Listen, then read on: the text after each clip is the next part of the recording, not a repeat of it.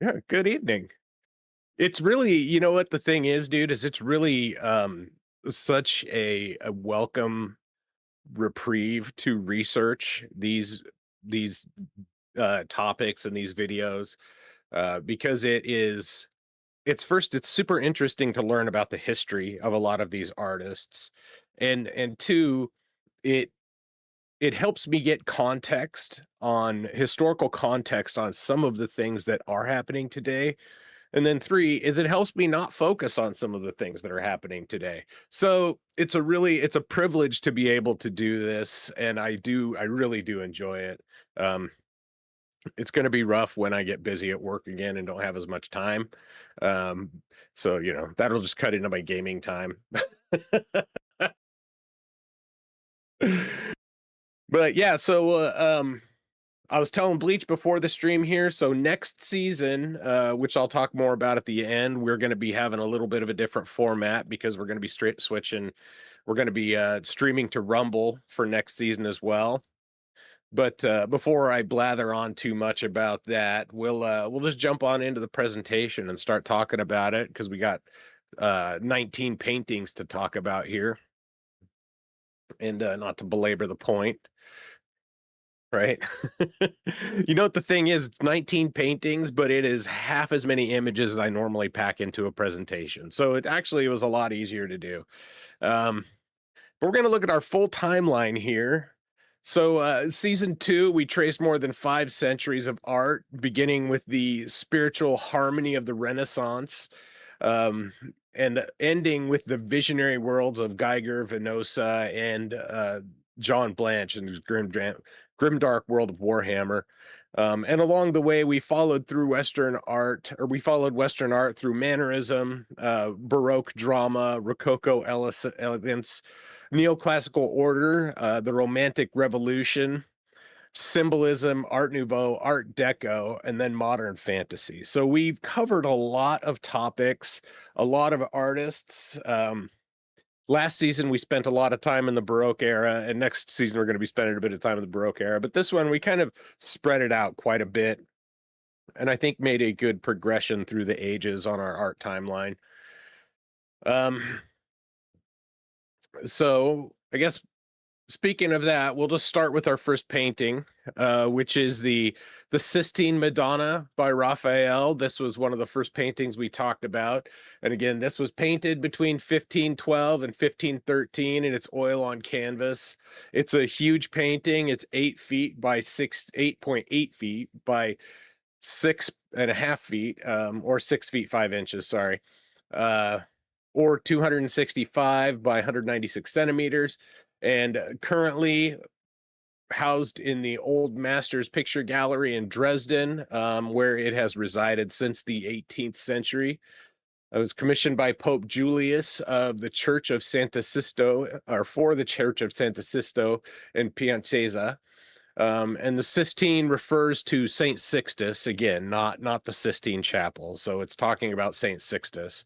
And Saint Sixtus was connected to Julius II's family lineage, and his painting is meant as a papal legacy. And I'm just going through the slides, so this is a lot of the stuff. It's a lot of reruns here. And of course, this shows Mary stepping forward as opposed to being enthroned. That was a departure from a lot of the popular styles at the time. And Christ Child has a knowing look as he's looking at the people here. He's looking at the viewer. Um, and then again, behind Mary, you could see the faces obscured in the clouds, and the slight halo on the Christ Child, which is how you know. Oh, go ahead. Yeah. Because it just looks like clouds, and then you zoom in on it and you're like, oh my God, those are faces. It's like, oh, that it is a tad unsettling, but knowing the context and that they're supposed to be angels and cherubs looking through, it kind of makes it a living.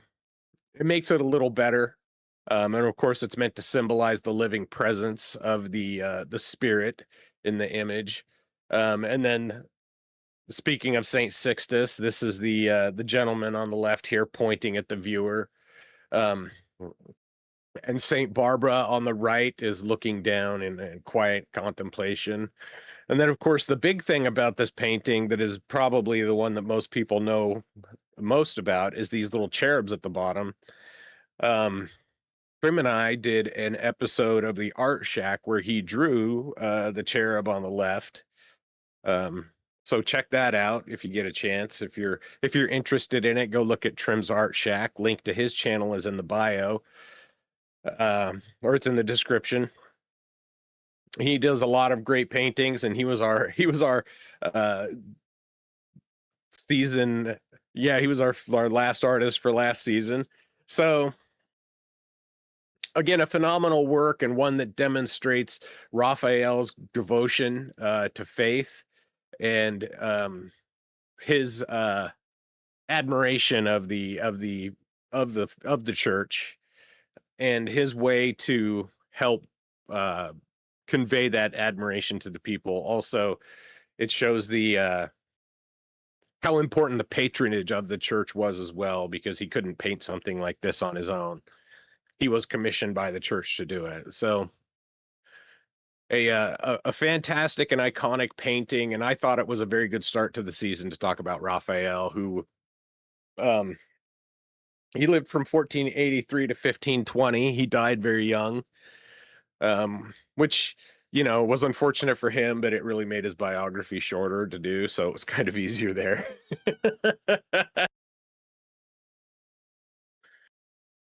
Yeah, yeah. And yeah, just a phenomenal piece of work, and I think a good foundational work for last season, and in terms of Western civilization and Western history, and the history of the church and the history of our culture. So um with that, we'll jump on to the next piece, which is The Triumph of Death by Bruegel the Elder. Peter Bruegel the Elder, from 1525 to 1569. So another relatively short-lived artist, but again, very much from the Northern Renaissance tradition of the very busy work, very much like Bosch. And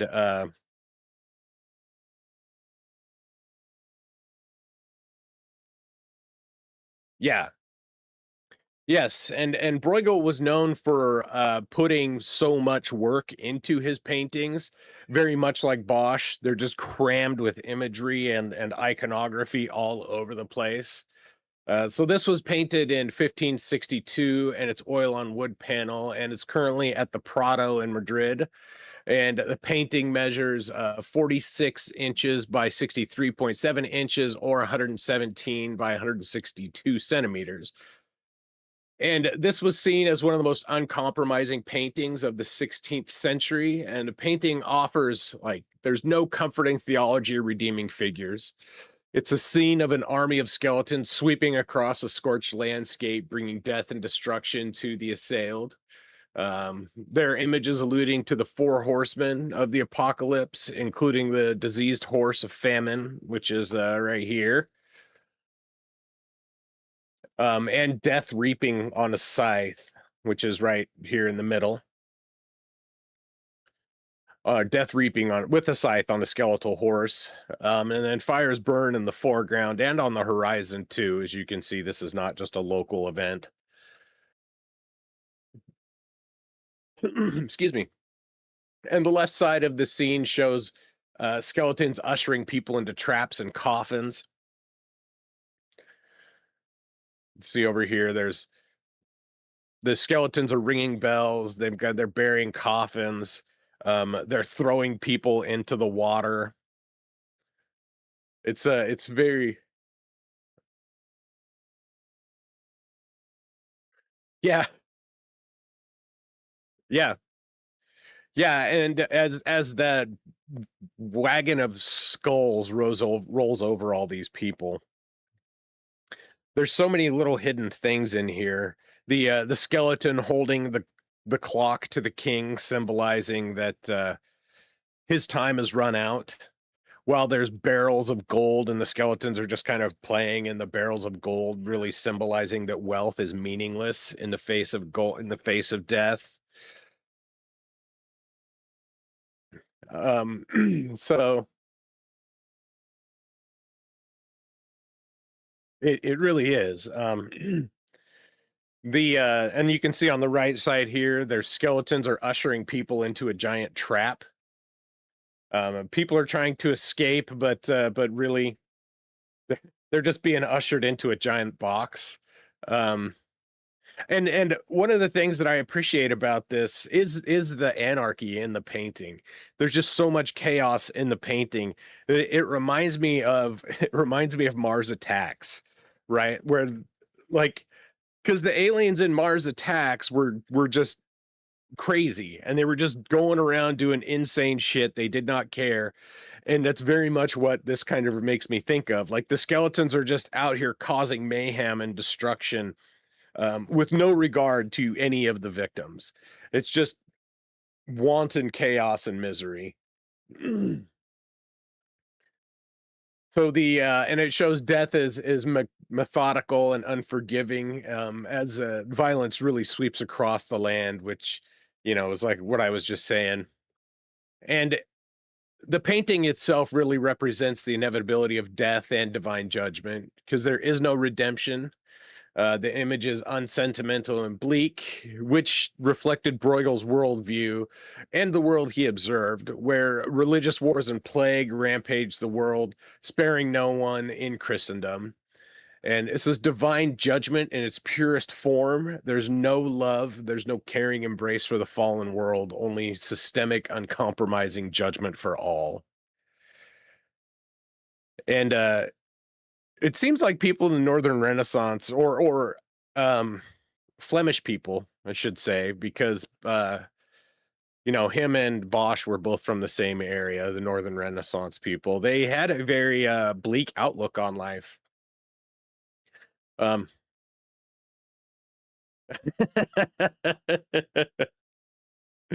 yeah, that's a fair point. Um, let's see. There's a couple more elements I'd like to point out here. So of course there's the fool hiding under the table, trying to hide under the table from the and you can see there's a game. So he's trying to hide after the game. There's a guy here who's trying to fight back, nobly fight back, but it's not helping. The skeletons just kind of look at him. They're kind of laughing at him a bit. And then the lovers down here in the lower right hand corner is another interesting spot. The man singing to the woman, trying to comfort her, I guess, in the final hours. Um, yeah, yeah, the skeleton above them playing the violin. There's all sorts of people out here on the wheels. There's a skeleton beheading a man over here. There's a skeleton dragging a guy off the cliff. There's a bunch of skeletons that have hung a man. Skeletons dancing in the courtyard of a small house. Skeletons marching in procession around a tower. Just absolute chaos everywhere you look. And really goes to show the kind of chaotic and again uncompromising nature of death and judgment, and how the austere Flemish view of of the world. Um,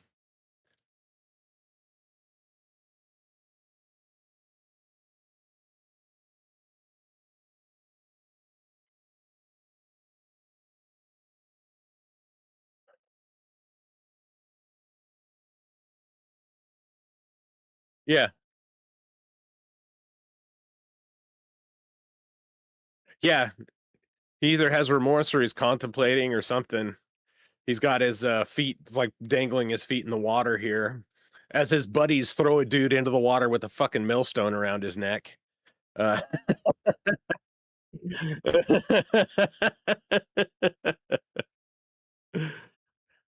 yeah. But this image is so packed with symbolism that it would take, and when we did it in the episode, we spent the Bruegel episode, I think, only featured 3 paintings because each one of them was so packed with imagery and iconography. Very much like Bosch, even though this painting was done almost 100 years after, I think it was like 80 years after the Garden of Earthly Delights, it still maintains that same spirit and that same sentiment.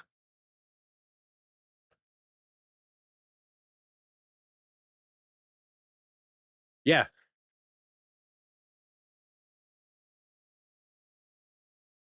yeah.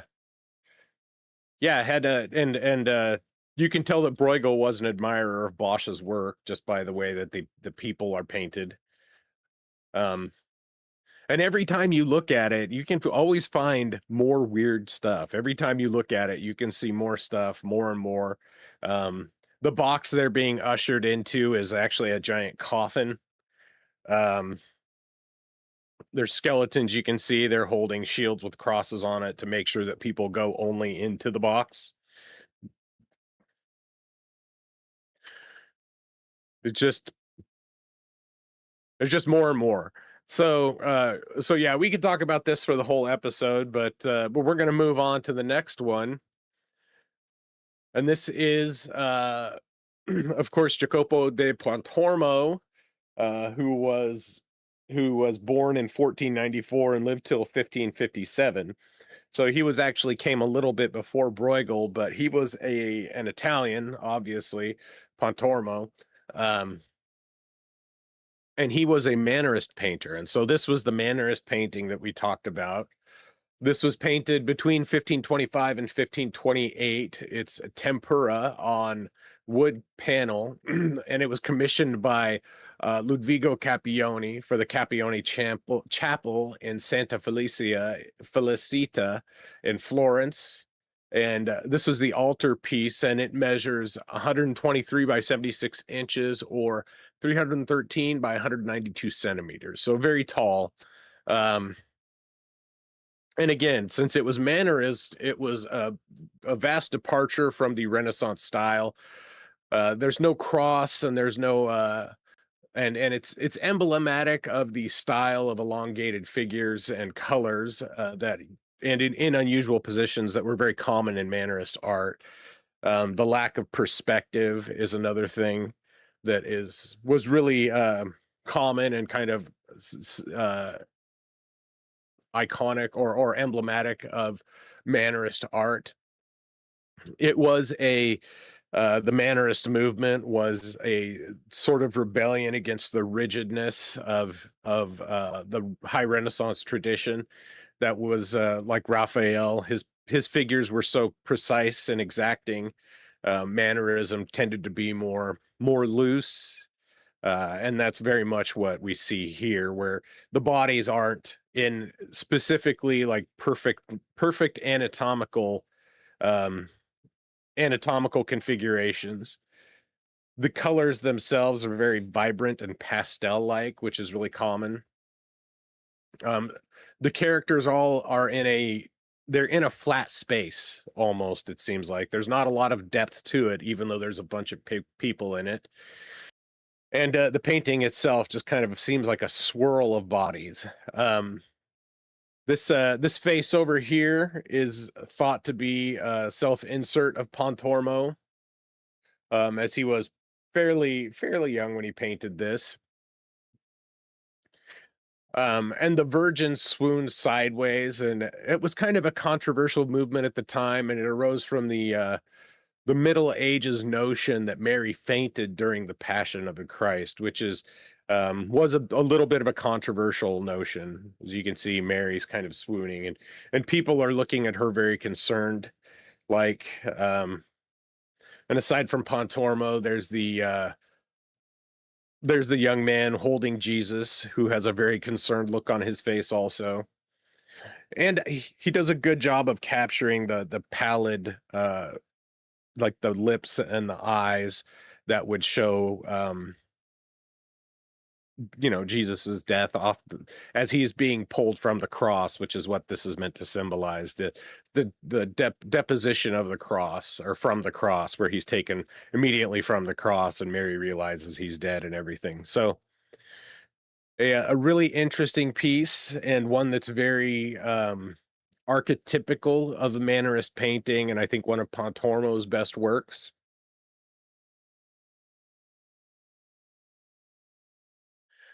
So with that, we'll move on to our Baroque period, and we're going to go look at the uh, Genoese Noblewoman by Van Dyck, Anthony Van Dyck, of course, one of the premier portrait artists of the Baroque era, and really of all time. He was a portrait artist that brought gravity to his portraiture, and therefore it made him very highly sought after. So much so that he worked for the King of England at the time, before Cromwell beheaded him. So, and I didn't want to go into all that history, so I picked this painting because I thought that it's seen as one of his most important paintings because it shows so much of his talent. The ruffle around her neck, the intricate design of the dress, the layout with the chair and the drape over the chair and everything. It lends a bit of gravity to the subject, that just a normal portrait wouldn't. So this was painted between 1622 and 1627, and it's oil on canvas. It measures 40 and 3/8 inches by 34 inches, or 102.6 by 86.4 centimeters. And this is currently housed in the Frick collection in New York. And it was painted while Van Dyck was of course, Van Dyck was a Dutch painter. He was a Northern painter. He was Northern Baroque. And he moved to Italy and spent time obviously in Genoa and other places. And this is a painting during the years while he was there, and it depicts a Genoese noblewoman of unknown origin, although she is thought to belong to the Balbi family, which was a wealthy noble family at the time. And the painting itself really reflects the desire of the wealthy aristocracy of the time, eager to present themselves with grandeur and poise and cultivated magnificence, which turns out to be a theme throughout a lot of portraiture over the years. People who can afford to have portraits of themselves painted, of course, always want the absolute best they can get. They want the most, uh, trying to think of the word. They want the most famous painter at the time, as a status symbol to create their work for them. Um, and Van Dyck was, like I said, one of the premier portrait artists of the time. And it really and we've seen in a lot of works the ability to capture fabric in a lot of ways, and Van Dyck was very good at that, as were many other Baroque artists. Very good at capturing fabric, at capturing the highlights and everything like that. So, really an iconic work from the most, probably one of the most premier portrait artists of all time, but specifically of the Baroque period up until some of our other artists. So, the next one, while we're in the Baroque era and we're talking about Dutch painters, the next painting we're going to talk about is Saint Sebastian, tended by Irene and her maid, by Hendrik ter Bruegel. And this personally was one of my favorite paintings that we talked about this season, um, because of ter Bruegel's reframing of the portrait, where Irene is really, I mean, Saint Sebastian is up front, but Irene and her tender expression is really one of the most uh, important and focal points of the painting. And this was painted in 1625 at oil on canvas and measures 59 by 47 inches, or 149 by 117 centimeters. And this is currently in the Allen Memorial Art Museum at Oberlin College. And I'll read my blurb here since we go through it. Saint Sebastian was a Roman soldier serving under the Emperor Diocletian at a time when being a Christian was often rewarded with crucifixion. He is the inside man who's helping captured Christians to keep the faith. And when his secret is discovered, Diocletian orders him executed by having him stripped, bound to a tree or a post, and then shot full of arrows. The executioners leave him for dead, but he does not die. Instead, he's found by a Christian woman, Saint Irene, who tends his wounds. After he recovers, he doesn't flee. He faces the emperor and denounces the persecution of Christians. Diocletian then has him executed again, and this time he was beaten to death and his body was disposed of in an ignominious way by having him thrown into the sewer. And there's lots of depictions of Saint Sebastian. It's a very popular story for both Catholics and Orthodox Christians. Um, and contrary to the other depictions of Saint Sebastian, he's not depicted in a heroic fashion. He's slumped and sickly, supported by Irene. And he rejects the beautiful martyr trope of the other depictions, and it shows him as a human while Irene is tenderly supporting him while removing an arrow, while her maid works to free him from the knots. And her soft face surely shows a lot of care and mercy. The red cloth under Sebastian um, symbolizes the blood and violence of the act that just occurred, without the painting itself being made too visceral. And it really kind of it really kind of anchors the composition and adds a good point for your eye to draw to.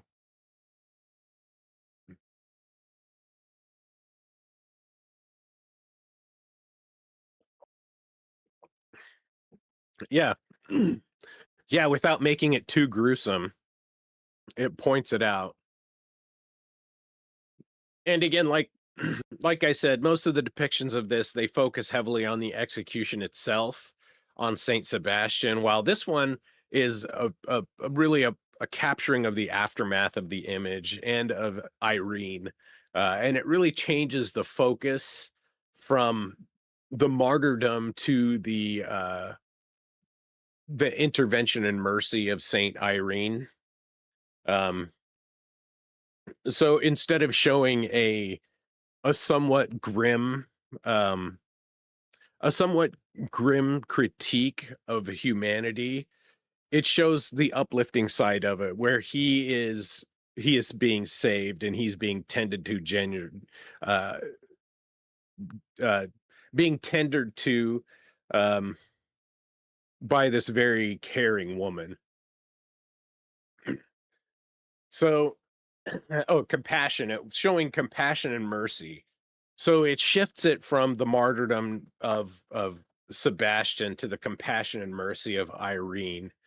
And so while Saint Sebastian is front and center, I really think that Irene and her saintliness is really um the focus of this painting.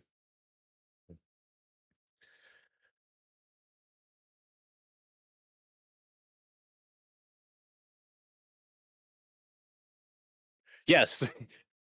Yes, yeah, it really is and I've got a little thing about her too. Um And the background on Irene is that she was the daughter of a princelet called Licinius, and she was named Penelope by her parents.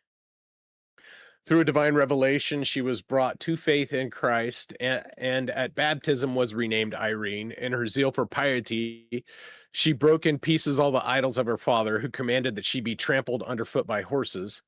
But while she remained unharmed, one of the horses rose up and cast down her father, killing him. By her prayer, she raised him to life again, and he believed and he was baptized. Afterwards, in many journeyings, Saint Irene suffered torments and punishments for her faith, but was preserved by the power of God, while working dread miracles and converting many thousands of souls. At last, she came to Ephesus, uh, where she fell asleep in peace. And in the first half of the 4th century, 2 days after her death, her gravestone was found lifted off and her grave empty. At least two churches were dedicated to Saint Irene in Constantinople, and she is the patroness of the Aegean island Thera, which is commonly called Santorini, or Santorini, a corruption of Saint Irene. So, and I,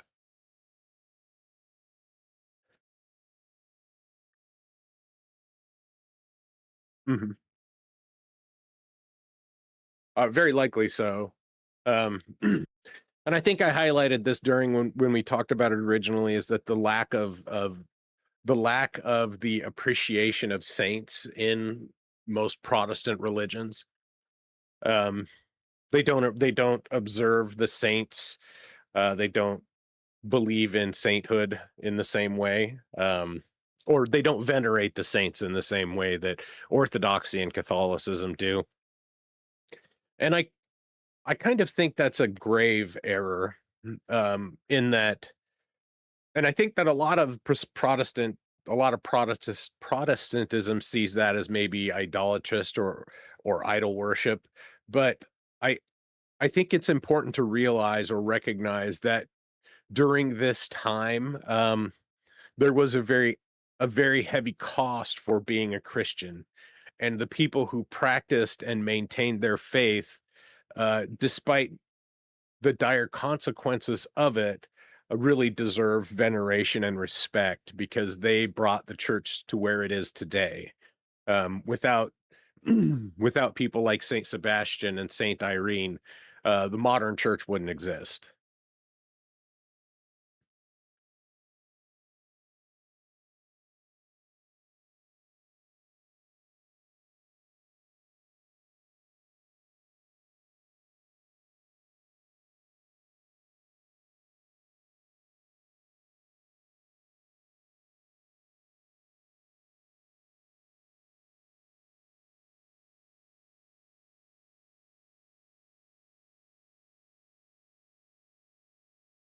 Mhm. Right.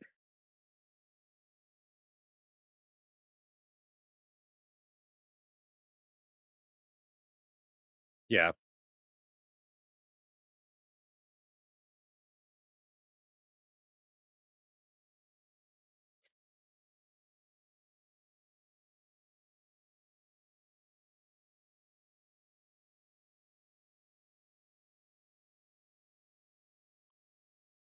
Right. Right. Right. So, yeah, a very heavy subject and reflective of the Baroque era faith and devotion. So let's move on to the next one, which is a very different mood shift. This is this is the Swing by Jean-Henri Fragonard. This was painted in the 18th century, so also known as Happy Accidents of the Swing, painted between 1767 1768. It's oil on canvas, measures 32 by 25 inches or 81 by 64.2 centimeters, and currently resides in the Wallace Collection in London. It depicts an elegantly dressed woman on a swing and a smiling young man hiding in the bushes below, to the left, with a hat in his hands while smiling. Um, oh, and to the yeah, okay. Um, and below that to the right, with the hat in his hands, is a smiling an older man, mostly hidden in the shadows, propels the swing with a pair of ropes as a small white dog barks nearby. That's over here. Um,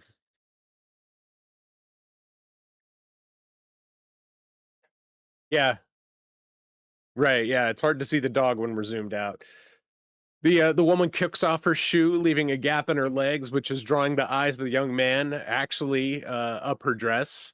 And this is an erotic gesture, and the flushed face of the young man, along with the hand position, suggests surprise and potential embarrassment.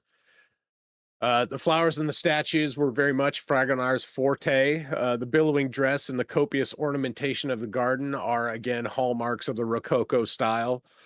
Fragonard puts exquisite detail into the trees and the sky along with them, and actually the with them actually occupying the majority of the composition. The branches twist and gnarl and almost look like lightning in the sky.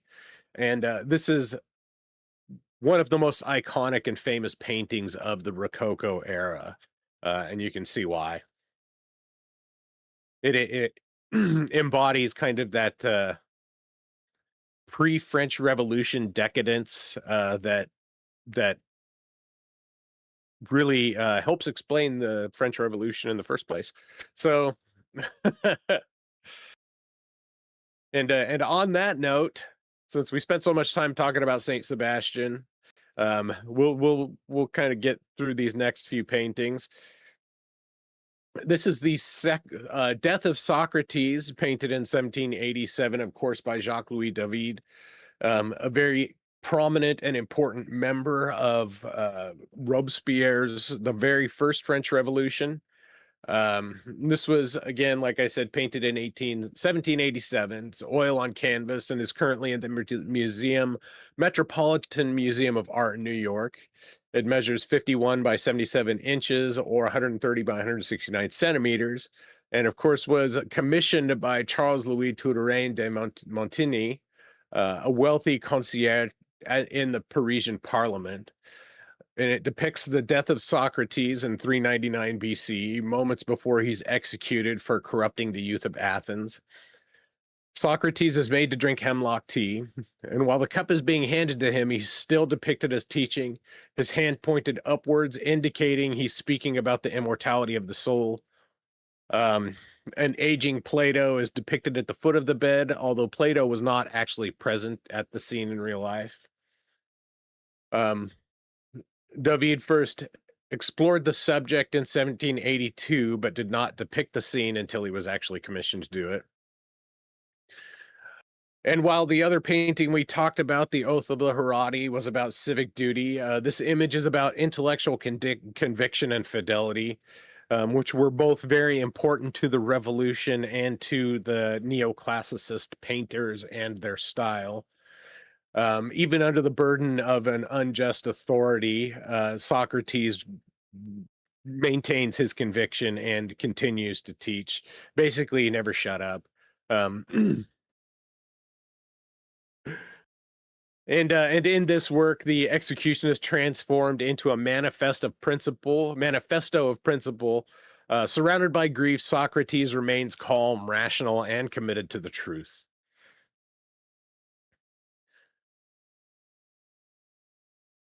Yeah, he just won't shut up.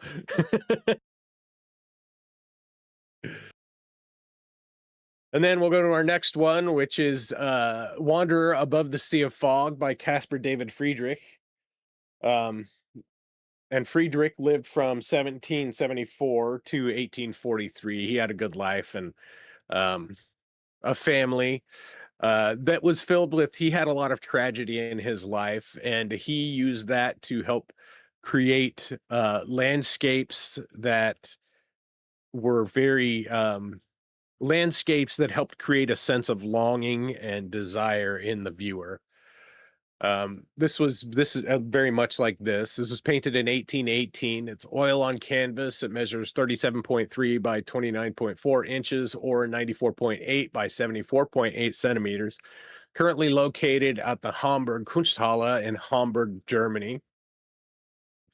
The painting depicts a man with his back to the viewer on a precipice of rocks overlooking the vast sea, and the image is meant to invite the viewer to observe the scene with the subject, and in doing so makes the landscape the subject, not the man. The distance of the cliffs and the scattered spires help relate the vastness of the sea of fog. And this is one of the clearest statements of the sublime that Friedrich and his cohorts tried to capture. The landscape helps create a feeling of awe and uncertainty.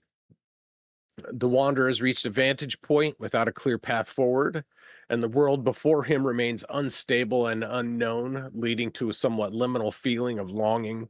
That creates a space of uncertain feelings in the viewer and the subject. And this, of course, does not depict a single landscape or a single vantage point. It's assembled from several sketches, that several of Friedrich's sketches that he sewed together into this to create this dreamlike quality of the image. And I think one of the most iconic and hard hitting landscapes done by Friedrich, who did some really amazing work. It, without giving you a subject to relate to specifically, it gives you a vast feeling or a vast space for interpretation to imprint your own feelings upon the image, um, which gives you a bit of uncertainty while you're looking at it. So let's see where we're at. 541. Okay, we're good. So with that, we'll move on to the next painting, which is going back to some more revolution stuff. This is Liberty Leading the People by Eugene Delacroix. Delacroix, of course, lived from 1798 to 1863.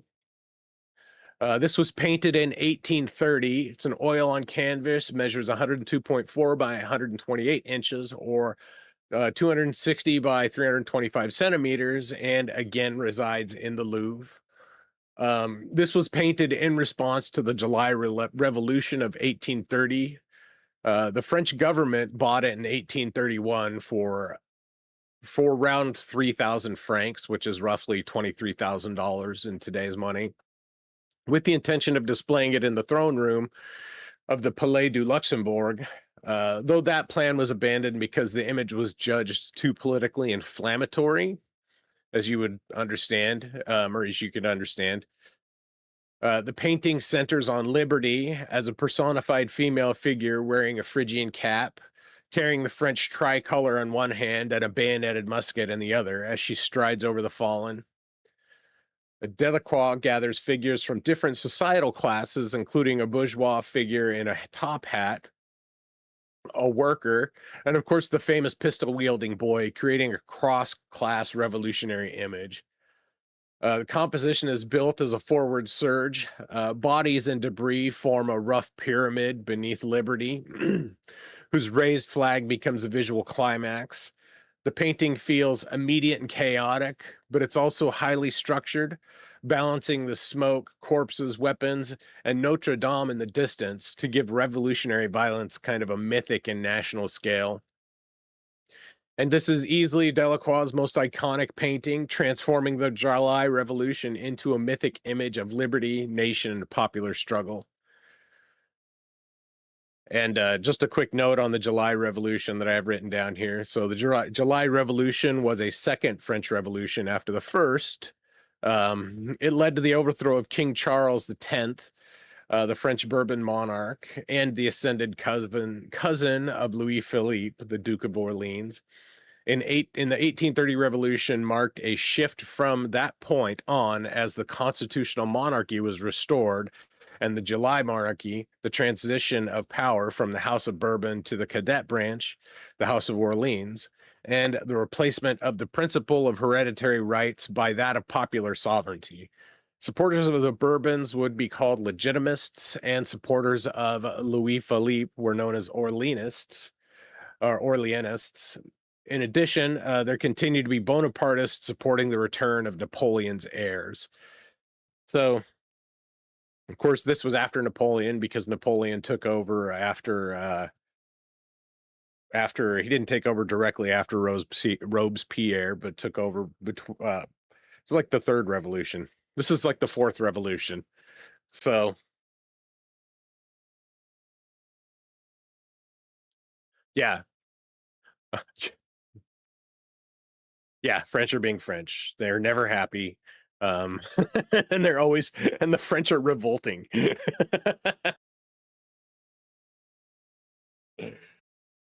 Oh, and speaking of revolting revolutionary figures, Our next one is Washington Crossing the Delaware by Emanuel Leutz.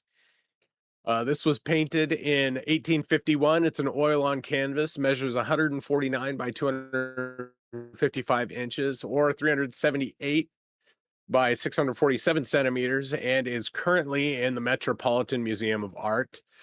It depicts the crossing of the Delaware River on December 25th, 1776, during the American Revolution, leading to a surprise attack and victory against Hessian forces at the Battle of Trenton in New Jersey on the morning of December 26th. This was painted in Dusseldorf to give inspiration to the revolutionaries in Germany.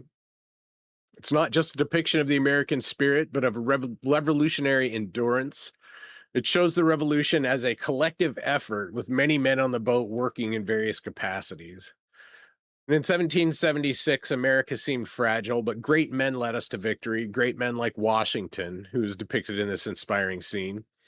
One of the most iconic images of the revolution and one of the most commonly used and referenced by popular media and culture. Three different copies of this were actually painted. The second, after a studio fire, badly damaged the original, which was restored. In 1942, the original painting was actually destroyed during an Allied bombing campaign. And in January 2002, the painting was defaced when a former Metropolitan Museum of Art guard glued a picture of the September 11 attacks to it, but that damage was minor and very easily repaired. Um, so Emanuel Leutz was a German painter that lived in America for quite a long time and then studied in Germany at Dusseldorf, and then came back to America. And that's why he painted this image that showed so much love for America, and a heroic image of the revolution. And it was meant to inspire other revolutions that ultimately would end up failing, but still were no less important. Um, and so, mhm,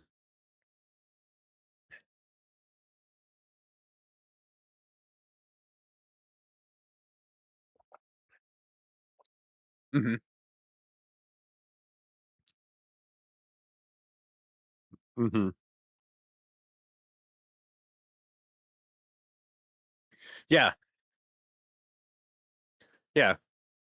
If you want the full context on that, go back and watch the episode. Yeah, I think I did this one with Yiz, and we talked in great detail about the revolutions that were occurring across Europe at the time that actually led to Leutz painting this and why he did it. So with that, we'll move on to our next one.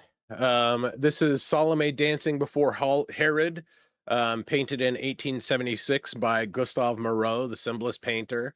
It's oil on canvas. It measures 56 and a half by 41 and 1/16 inches, or 143.5 by 104.3 centimeters. And it was currently at the Hammer Museum in Los Angeles. It was exhibited at the Salon in 1876, where it caused quite the sensation. The Hammer Museum describes it as one of the most remarkable and best known paintings in its collection, and notes that it is arguably Moreau's most important work. And this painting was a huge transition from Moreau's other works that were um, far cleaner and did not have as much.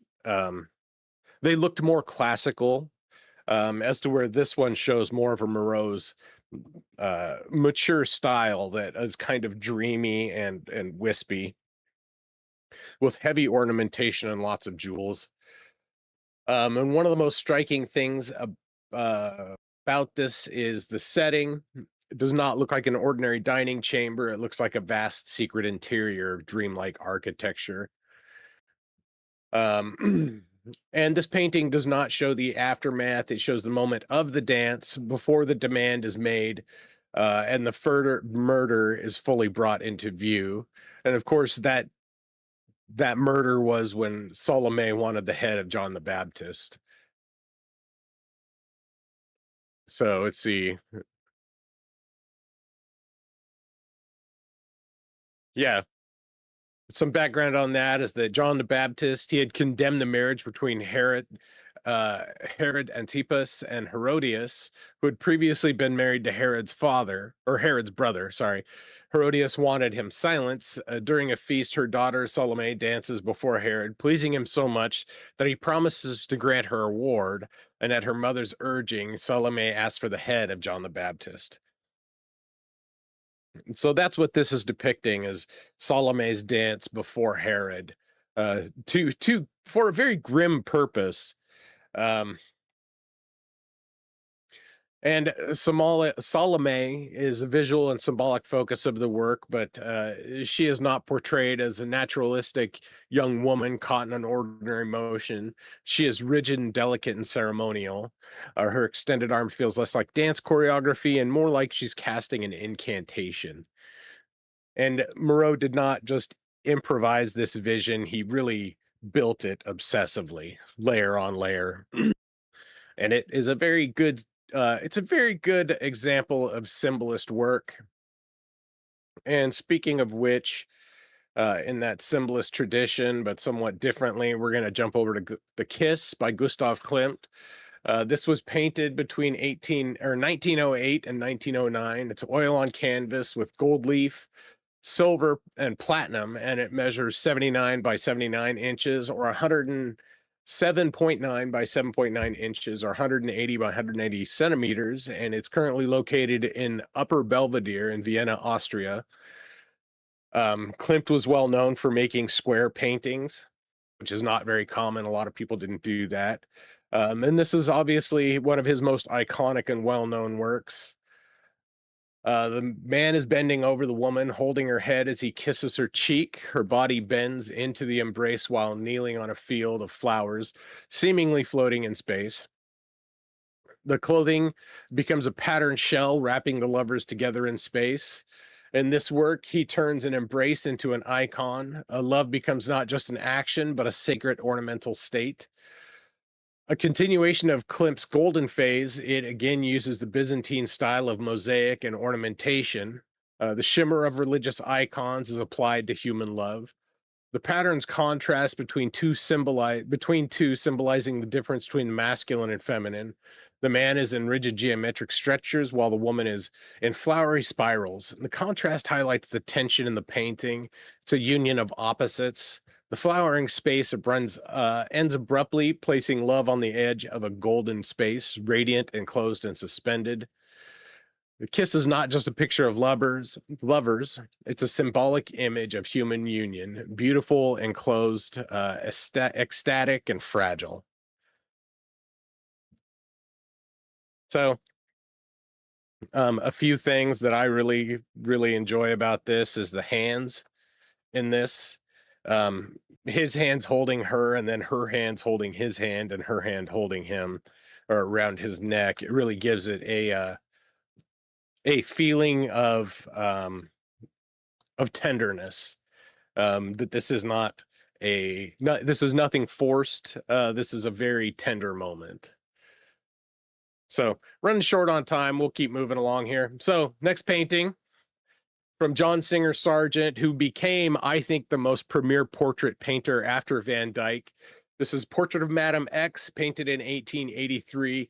Stepping back in time a little bit, this was painted for the Paris Salon. It measures 82 and an eighth by 43 and a quarter inches, or 208.6 by 109 centimeters, and it currently resides in the Metropolitan Museum of Art in New York. The subject is Virginia Amelia Avegano Gautreau, who was the wife of an influential French banker. She was famous for her beauty, her public presence, and her carefully cultivated appearance. Gautreau is standing in elegance beside a table, dressed in a sleek black gown and jeweled straps. Her skin is unnaturally pale, like she's cut from marble, and her head is turned sharply, giving an aloof, aristocratic, and almost untouchable air while displaying her sharp and striking profile. The original painting of this showed one shoulder strap slipping down Gautreau's shoulder, and that detail may have been small in the image, but it mattered enormously because the salon culture at the time, as well as Gautreau's reputation, were built on respectability. The fallen strap suggested an uncharacteristic intimacy with an air of sensuality and seductiveness. And Sargent painted not just her likeness, but her image as an image. Um, and as stated previously, this was not a commission. The Sargent, I guess I didn't mention that previously in this one, but in the previously in the other episode, this was not a commission. Sargent pursued her for the painting. He wrote to a common acquaintance saying, quote, I have a great desire to paint her portrait and have reason to think she would allow it and is waiting for someone to propose this homage to her beauty. You might tell her that I am a man of prodigious talent. The sergeant repainted the strap to its expected position over the shoulder to try to dampen the furor, but the damage had been done. Of course, the scandal of Madame X was not that Sargent painted Madame Gautreau as beautiful; it was the painted beauty itself as something staged, brittle, and disturbingly self-aware. This was one of his most favorite paintings, and he sent the painting to a studio in England and eventually sold it to the Metropolitan Museum of Art in 1916. And he was always very open about his love for this painting, and he always remained very open regarding it. So, moving along here. Just try to get through these. So this is the Apotheosis, number 20, Apotheosis of the Slavs by Alphonse Mucha, of course, the Art Nouveau artist. This was part 20 of the Slavic epic, and it's absolutely fucking huge. It's 15.7 by 13.3 feet, or 480 by 405 centimeters, and it is in the Prague City Gallery. And the full English title is The Apotheosis of the Slavs, Slavs for Humanity, Four Stages of Slav History in Four Colors, 1918. It's the last painting of a series of 20, and Mucha sought to bring together all of the themes addressed in the other 19 episodes of the Slav epic and celebrate the independence of the Slav nations. So painting is composed of four different parts, which are characterized by four different colors, each representing a successive period in Slav history. And there's a whole lot to this painting, aside from the Anton Chigurh looking figure in the middle. And this painting itself is a very fascinating work, and the Slavic epic itself is a very fascinating series of paintings.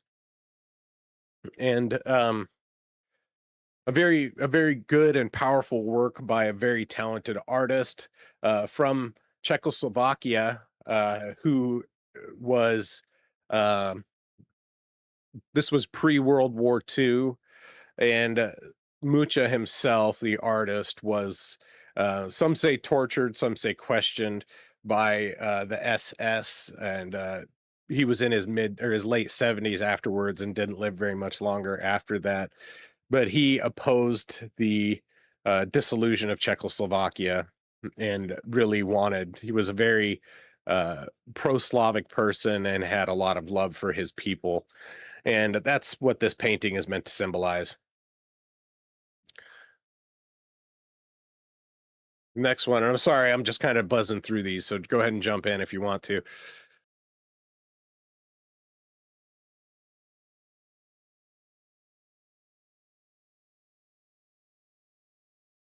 Yeah, right. So this is the portrait of Marjorie Ferry from 1932 by Tamara de Lempicka, of course, the Art Deco artist. Painted in 1932, it's oil on canvas and measures 39 by 25 inches or 100 by 65 centimeters. And this is currently in a private collection like most of Lempicka's work. Painting was commissioned by the subject's wealthy husband, fashion designer Wolfgang Joop, and shows Marjorie Ferry, who was a British cabaret singer in Paris, or who was popular in Paris. The painting sold for 21.14 million at Christie's in London on February 5th, 2020 to a private collector, making this the highest price Lempicka painting ever sold at auction. Of course, her husband gave her a large ring, which is highlighted in the painting. And overall, it is very symbolic of Lempicka's style and the sleek modernist look that Art Deco was trying to capture. not just in the color, but in the very stark differences and kind of almost technological looks to the people. And then stepping back a little bit from that technological look, we have the American Gothic by Grant Wood. This was painted in 1930. It's oil on beaver board, measures 30.75 by 25.75 inches or 78 by 65.3 centimeters. Currently located at the Art Institute of Chicago. Of course, one of the most iconic paintings in America. It's called American Gothic because of the Gothic paint, the Gothic window on the farmhouse. Wood famously saw this farmhouse and wondered what kind of people would live in that house. And these are the kind of people he envisioned living in this house, very stern and austere um, people, even though the woman is his sister and the man is his dentist, um, which I think is hilarious.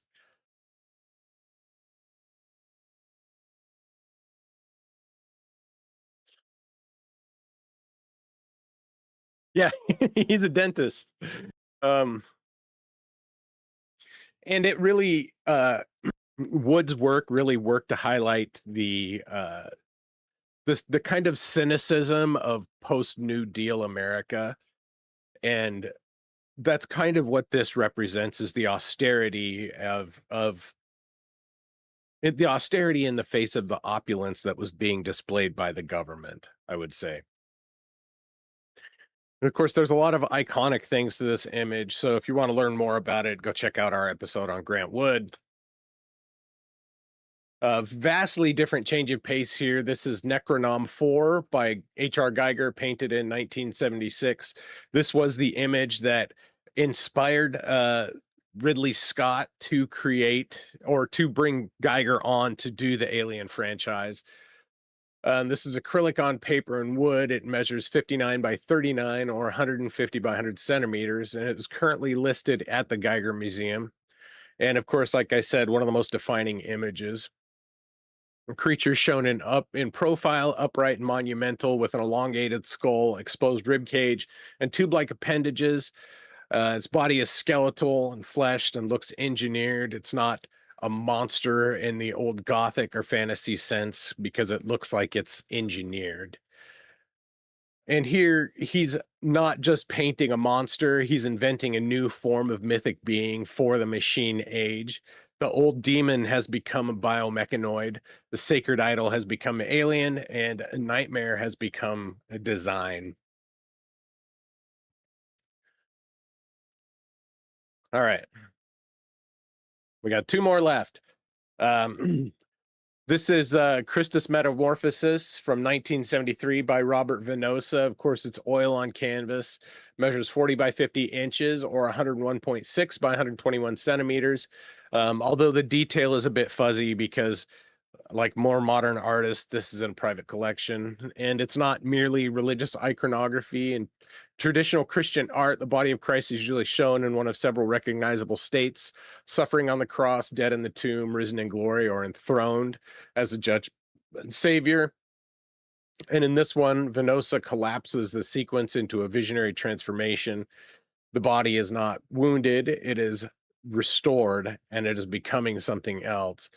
Um, Venosa's signature style is meant to represent the spiritual world where Christ is no longer a physical body. He's a spiritual being, a being of angelic crystalline spiritual light. And while Geiger showed the body as a machine, Venosa shows the body as light and spirit, no longer a haunted machine, but a radiant event. And the Christian iconography gives him the subject, but his fantastic realism gives him a method for portraying the story. And the story is that the body is not the end, the body is the beginning of a transformation to the spiritual world. Um, a very interesting and moving piece. The more you look at it, I think the more uplifting it becomes. And then finally, from our last artist of the season, as we're running a little long here, the Emperor Sits Upon His Golden Throne, painted in 1987 by John Blanche. So this is first published in 1987, and it's one of the most iconic Warhammer images ever created. This is the core image of the Imperium of Man in the 40K universe. It shows religion, empire, and technology, and death and bureaucracy all pushed into one subject, especially when you know the background behind this. The Emperor of Mankind was placed on the Golden Throne after he was wounded by his son Horus during the Horus Heresy.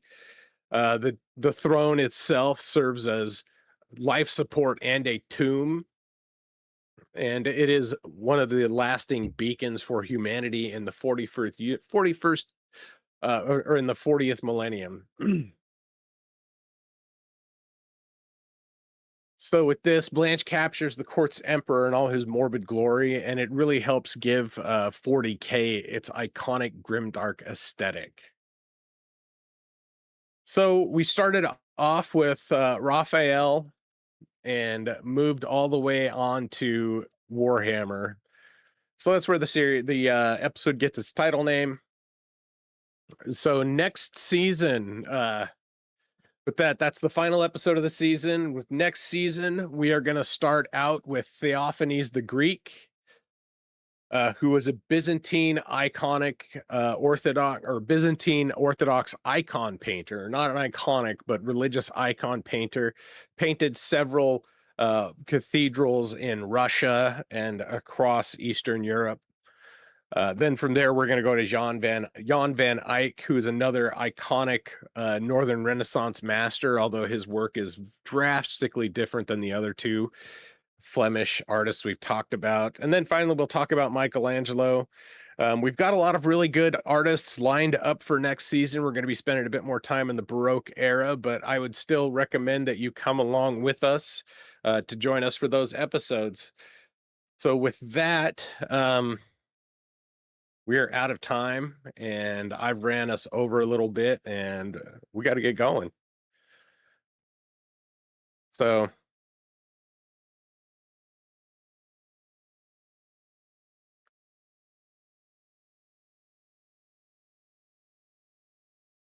yeah, it should be a good one. So, yeah, with that, and we're not starting season 3 next week. We are starting, I think, in a couple weeks. We're taking a couple weeks off, and then we'll be starting again season 3. So keep an eye out for that, and we will be streaming on Rumble next season and YouTube. So yeah, um, go out and enjoy some art, people. That's right.